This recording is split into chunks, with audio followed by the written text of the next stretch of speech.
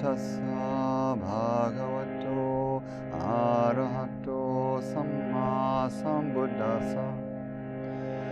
Namo tassa bhagavato arahato samma sambuddhassa.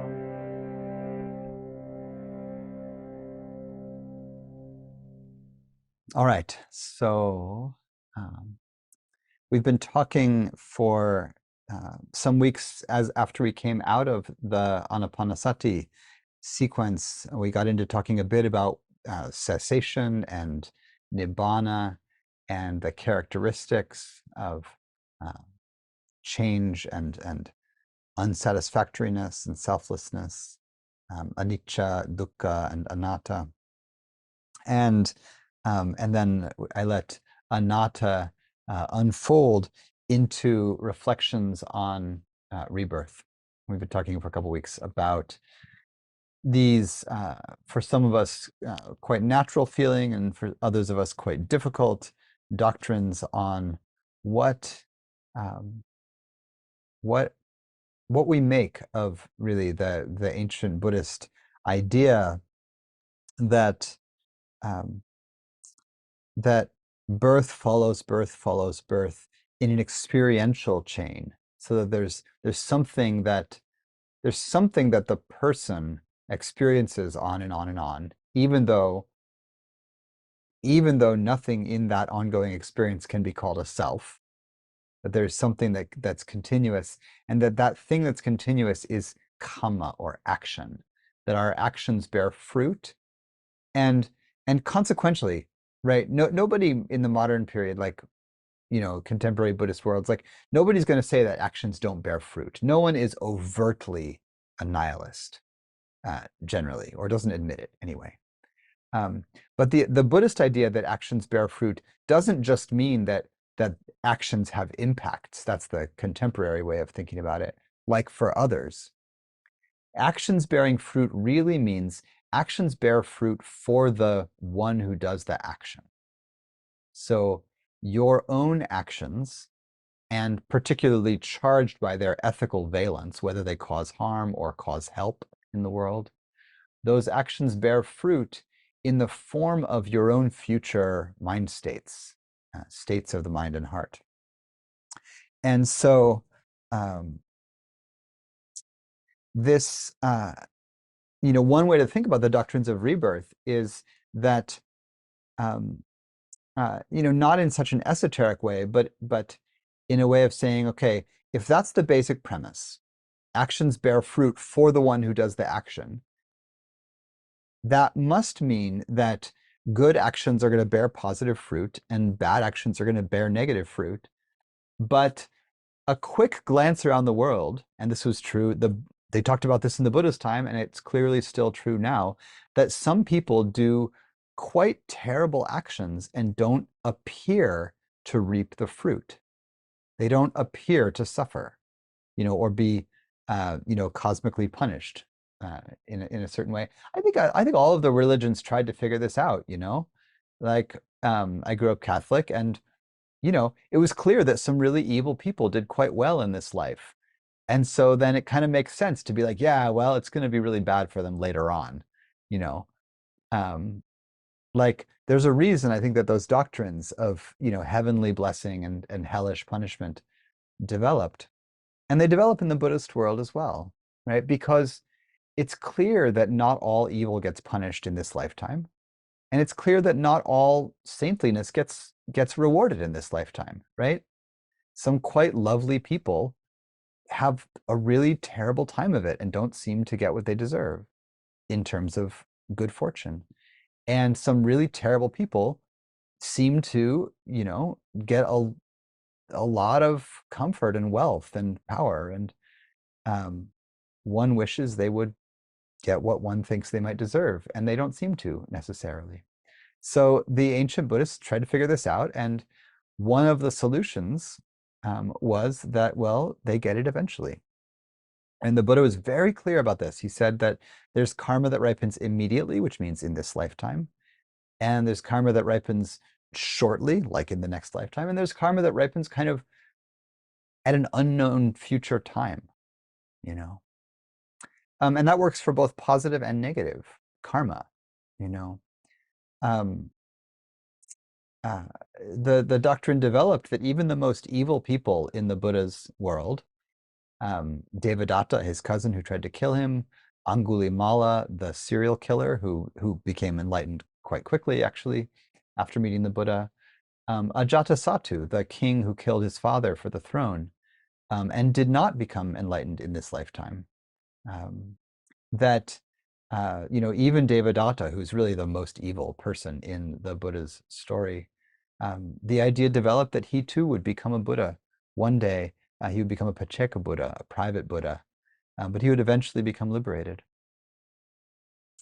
And it's resonant a bit with a story from the Hindu tradition that talks about, it's kind of an alternate story of Ravana, the demon king of the island of Lanka, who um, you know, who's the villain of the Ramayana, the great story of Rama and Sita. And so Ravana kidnaps Sita, takes her to the island of Lanka, which is the seed for Rama to assemble an army, partly led by his dear friend Hanuman, the great monkey, to go to Lanka and rescue Sita. And in a gloriously heroic story with some complex, difficult twists and turns in the middle and at the end. But one of the stories about Ravana, the demon king, he's not, demon king is not quite the right word, it's a translation. He's a Rakshasa, he's one of the fierce divine beings, but he's a king. One of the stories about him is that he's so obsessed with Rama, by hating him, right? Like he really wants to kill Rama. He really wants to defeat Rama, but he's obsessed. And so that's all he thinks about. He just thinks, oh, Rama, Rama, Rama. Oh, that terrible guy, Rama, I'm going to get him, Rama, Rama. But of course, you know, what is it to be saying Ram, Ram, Ram? That's the mantra. That's that's the prayer. That's the great prayer. And so, you know, completely without having the intention to worship Rama, he's saying the mantra Ram, Ram, Ram over and over, and because of that, he gains the good karma of having intoned the holy name and installed the holy name in his heart, and he becomes liberated partly because of this focus. So that was really a tangent, but I like that story. Ravana actually becomes quite important in the Buddhist world, in the Mahayana Buddhist world. There's a very important Mahayana sutra, the Lankavatara Sutra, in which Ravana is actually the hero and the devotional figure at the heart of the text.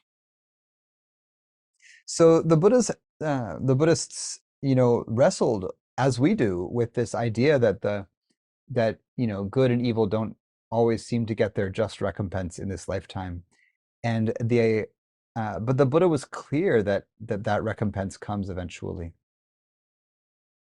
So that's one of the reasons why we might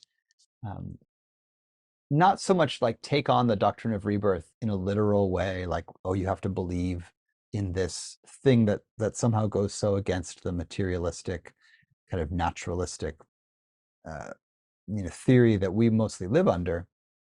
But as we've been talking about, to really wrestle with the same problems that the original thinkers wrestled with, you know, what do you do with the intuition that you might have that good and evil or right and wrong action is at the heart of the universe, is at the heart of our practice, is the heart of what makes meaning in the world. And how do you feel into what the results of action could be or should be? How do we relate to the possibility of all of our actions bearing fruit in our own experience, even if not in this lifetime? And this proposal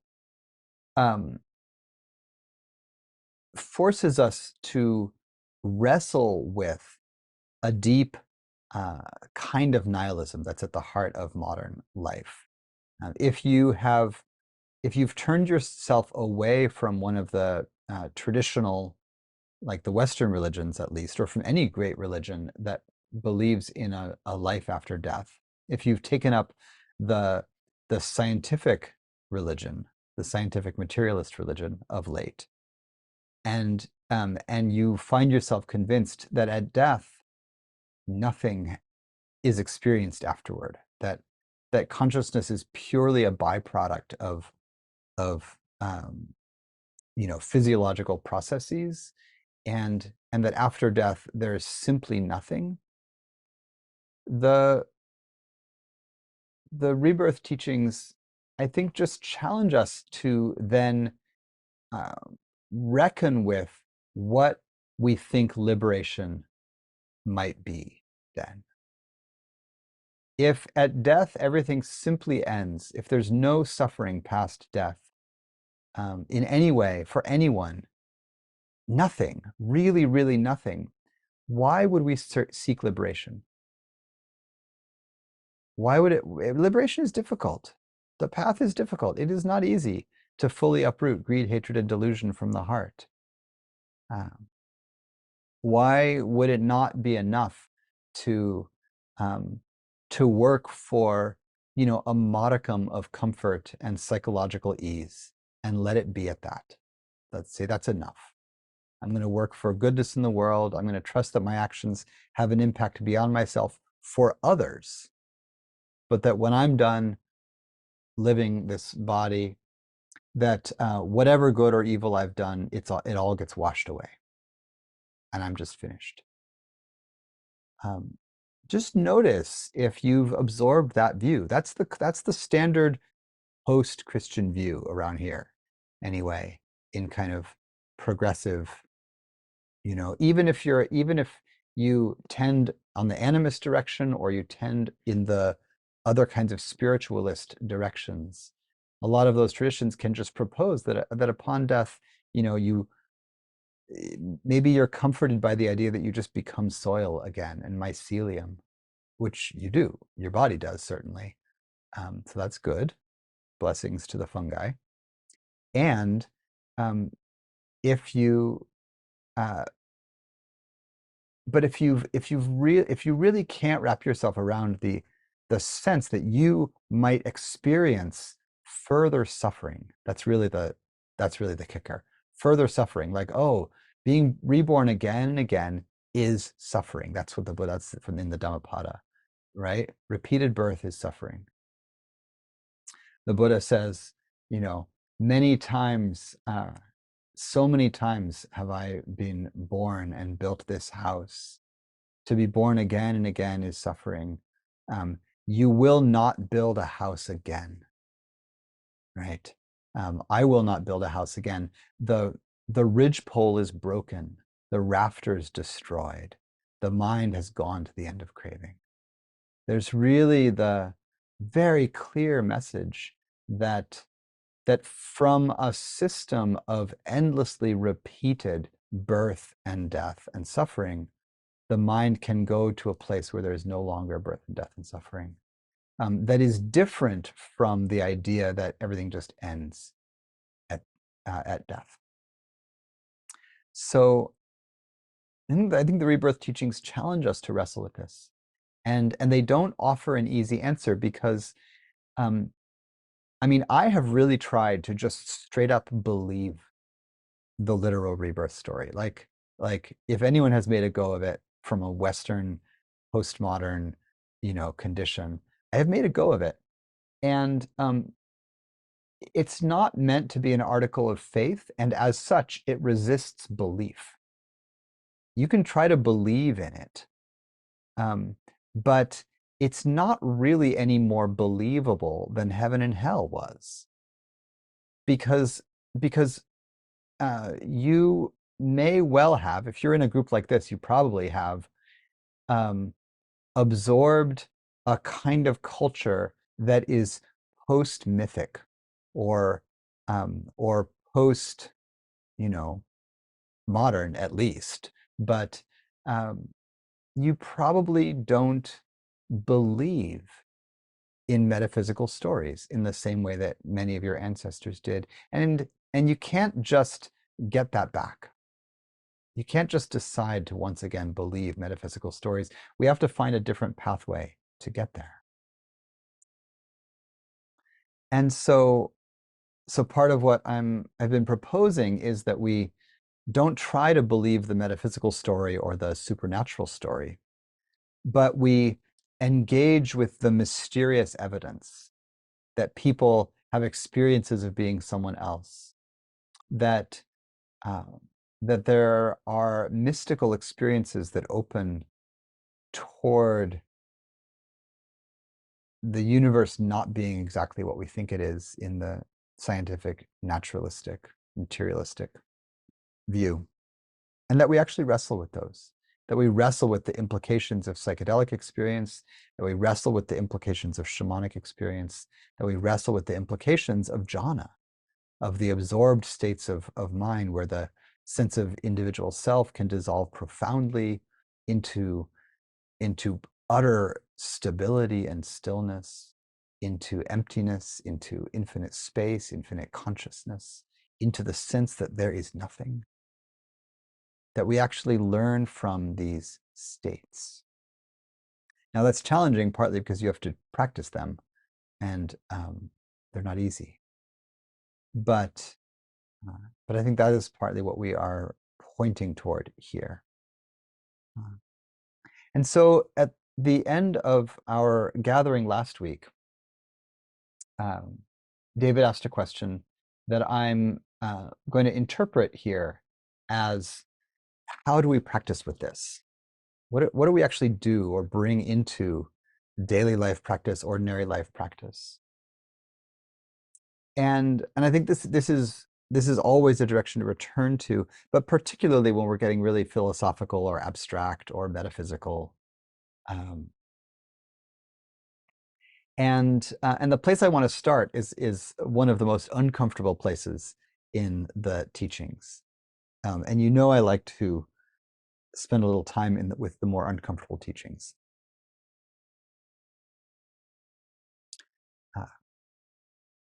I listened this past weekend to a Dhamma talk from one of Ajahn Chah's Thai disciples, Ajahn Anan, a wonderful teacher that you can find on YouTube, Anan, Ajahn Anan.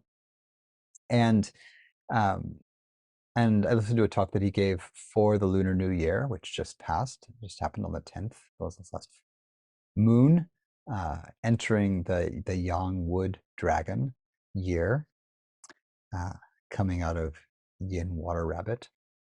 And it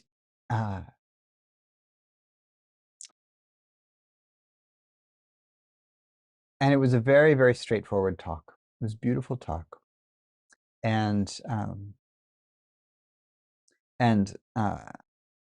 like many of the Thai teachers and some Burmese teachers as well, there's been a focus in recent years of orienting the teachings toward the Chinese, toward Chinese folks living in diaspora in Southeast Asia, and also broadcasting the teachings into China. There's a couple of like Sayadaw U Tejaniya in Burma has been very substantially focusing his ministry on the Chinese. He's not really interested in the Westerners anymore, kind of coming over. Really wants to help reestablish Buddhism in China. And there's been enough of a softening from the communist government that there's some open space for Buddhism to re-arise in China. And so this talk, felt like it fit right into that direction. But the first thing that Ajahn Anan was talking about was around this holiday of the new year being an occasion for generating merit, for making offerings, and particularly for making offerings of blessings towards one's ancestors. And And the most immediate form of that is this practice that I'm saying only slightly tongue-in-cheek is one of the most difficult practices in the Buddhist system right now. And this is the practice of honoring your parents. So first of all, just notice how you feel about that when I say it, because a lot of us find this practice actually quite uncomfortable. And if you don't, and you find it quite easy to honor your parents, I don't mean love them or like them or be friends with them, but I mean honor them, like really have gratitude for what they gave you, for the hard work of raising you, for all the suffering they endured, for all the resources they directed your way. Gratitude for one's parents is as much at the heart of the Buddha's teachings as samadhi and mindfulness. It's right at the beginning of the teachings. And it's not just a quaint old South Asian teaching. It's much, much more than that, because it points toward the profundity of rebirth. The teaching on rebirth is that we are born into whatever situation or station in life we find ourselves in at this time around as a result of our own past actions. Having anything like what I think most of you, if not all, have experienced in this life is considered to be the result of outrageous good fortune. If you were born not in a war zone, if you were born not in crushing poverty, if you were born and grew up with in a non-abusive household, or with enough to eat, or with an education, or with protection from violence and harm, all of those are considered very good fortune. If you were born in a situation where you were able to find the Dharma and be on a spiritual path and have the free time and interest, lots of people have comfort and free time and resources to spend, and they could spend it on pursuing the Dharma. And as you well know, lots of people use their resources on all sorts of things that are not the Dharma. But here you are, of all the things you could be doing on a Tuesday night, doing this, being interested in the Dharma and being born in a time when there is Dharma to study and when there are Dharma communities to be a part of. This is considered to be an extraordinary blessing. And as the Mangala Sutta begins, honoring those who are worthy of honor, this is the highest blessing. This is the blessing of having good friends, having Dharma friends, being able to be in Dharma community. And so honoring one's parents is a way of connecting to the good fortune of having been born in the conditions that we were born in that are so good. Now, it's important to say here that good conditions is not a black and white situation, and lots of us were born in all of us were born in conditions that had some good qualities to them and some not so good qualities to them. And some of us were born in conditions that were quite not good in all sorts of ways, and deep compassion and metta for that experience, right? So that's true too, right? And it's one of the things that's difficult about this teaching, I think, is that the Buddha doesn't give it with a lot of caveats. Like, oh, well, if you came from an abusive home, well, you don't need to be grateful for your parents so much. If you came from, if your parents are kind of just terrible people, you don't need to be grateful for them very much. Those are the caveats that we often kind of have to give to be sensitive to trauma in the contemporary world, and I bow to that reality. And the teaching is to be grateful for one's parents, to honor one's parents, and to differentiate gratitude and honoring. But gratitude is one thing; it's a quality to develop. honoring, in a way, is a ritual that one can do regardless of whether there's gratitude or loving kindness. But you can just honor, and in a certain way, right? There's a way that and the Chinese tradition knows this well, that honoring the dead, honoring one's ancestors, is actually a way to, because they're not gone, right? Again, rebirth and the presence of ancestors, but that honoring the ancestors is actually one way to help them heal and not be malevolent spirits and actually become helpful spirits. And terrible people can become good ancestors.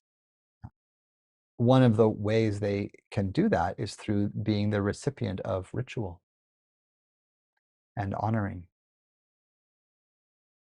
So one of the places that ancestors can go that's really painful is the realm of the hungry ghosts.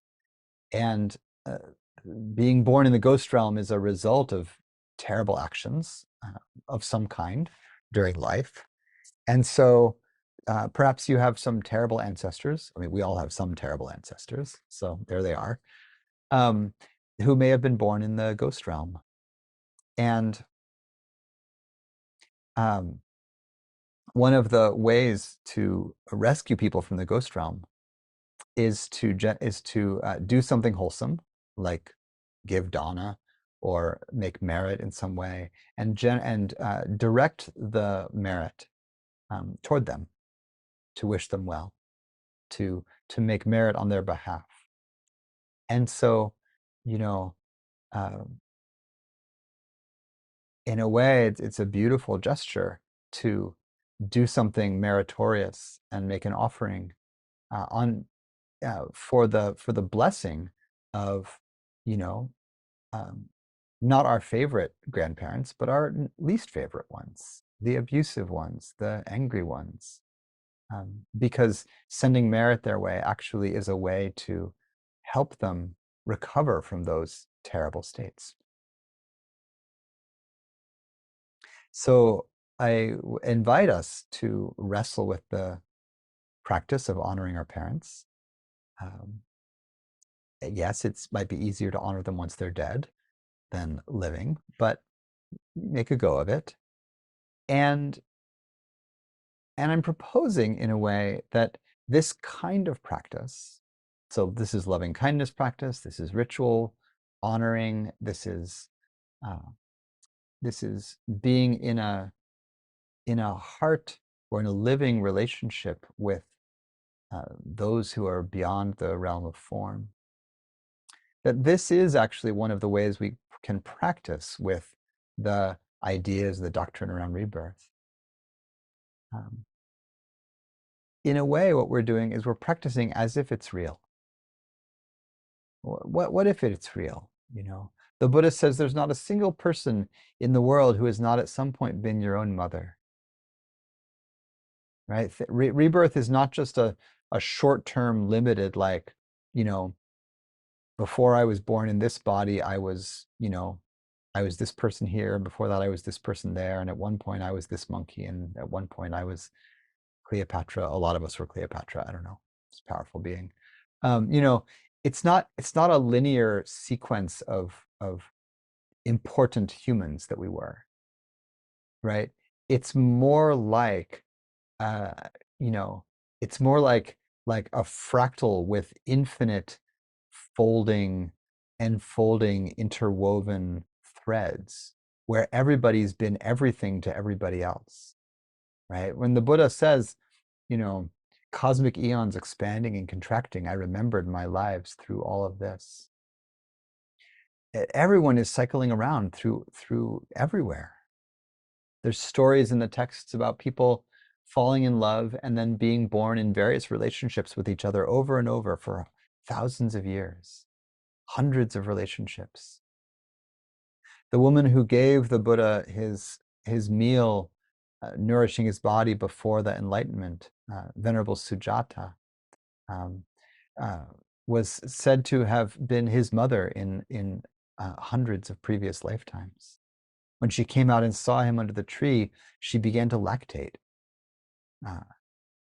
She wasn't his mother in this lifetime, but she had been his mother in many lifetimes before. And so I think the mystery that we're being asked to embrace here is the mystery of profound interconnection, and not just interconnection, but like familial interconnection, that we are related to everyone. And we have been related to everyone. We are currently related to everyone, in a way that blows the ideas of individual family relations, out of the water in a way. Like you're related to your immediate family line. You have your immediate ancestors. Yes, venerate them, honor them, make offerings on their behalf. But we do that because we remember that we had good karma to be born in their care, and that their care is good karma for them to be born in further good places. The care that they gave to us and the merit that we give to them by honoring them. And that as we remember that, we connect with having been related to them before, having been related to each other before. When the Buddha tells his Jataka stories and stories of his past lives, the personages in the story are always the same people that are around him now. He says, "Oh, well, I was that king's advisor, and the other minister was Ananda, and the mother seeking help was Venerable Sariputta, and the evil minister was Devadatta." It's always Devadatta.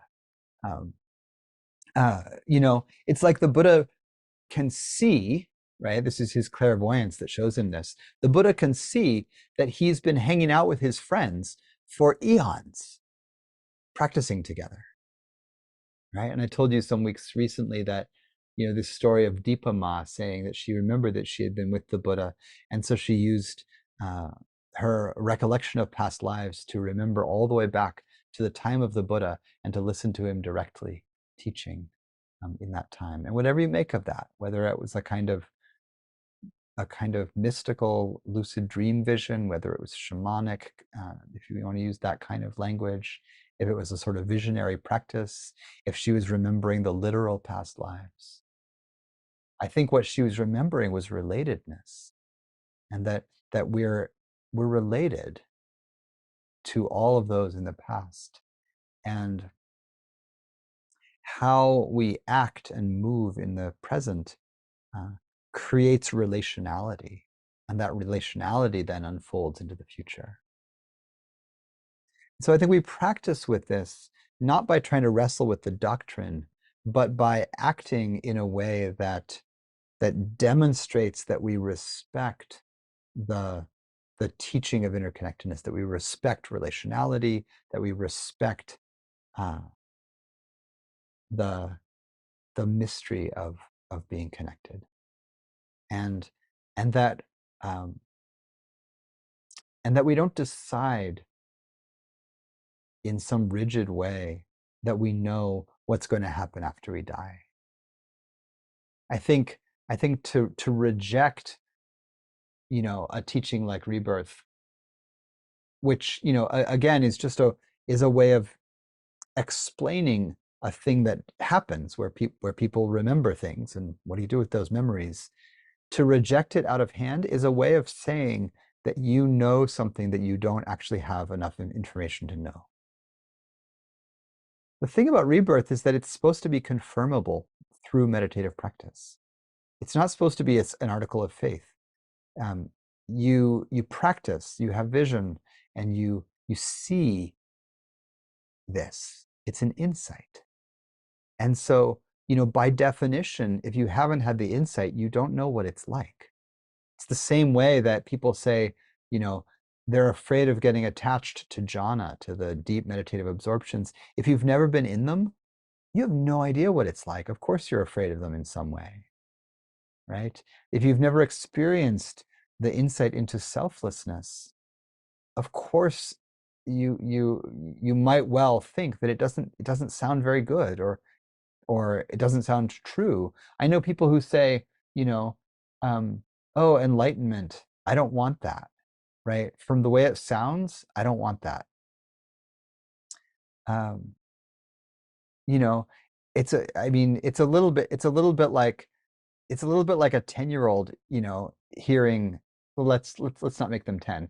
Let's say there's a 14-year-old who's never had an orgasm, and somebody comes along, some, you know, 16-year-old, let's say, to make it not too inappropriate, comes along and says, let me tell you about this thing. It kind of feels like this. It's totally trippy. It's going to happen. And the 14-year-old, that sounds terrible. I don't want that at all. I don't want to have one of those, right? It sounds like a seizure, like whatever, right? If you don't know what it's like, there's no way for you to either accept it or deny it, right? You're just deluded. And so and so that's true for the meditative states. That's true for insight, and I think it's true for this realization of the reality of rebirth. That there is something real about it.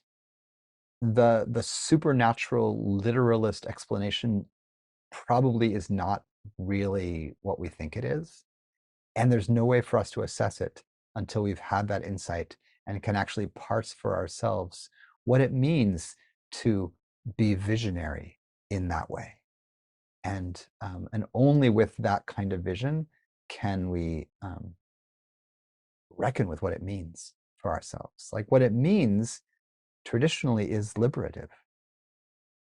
The Buddha doesn't say, like, it's important to remember your past lives because it's cool to know who you were before.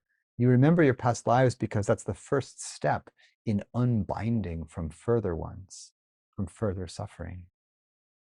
And so there's really, the imperative here is just to practice in a way that respects the mystery, I think, and then to develop the mind states that allow us to uh, to